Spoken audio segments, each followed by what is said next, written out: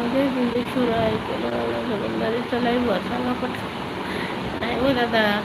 तुम्ही फक्त लाईव्ह आला ओळखता तसं नाही हो दादा. सगळ्यांनाच ओळखते मी थोडं आहे, सगळ्यांनाच ओळखते असं नाही आहे दादा.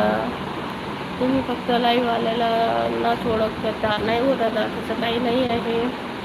सगळ्यांनाच ओळखते बरं का. जे आपल्याला सपोर्ट करतात त्यांना आम्ही सगळ्यांना ओळखते. तसं काही नाही आहे.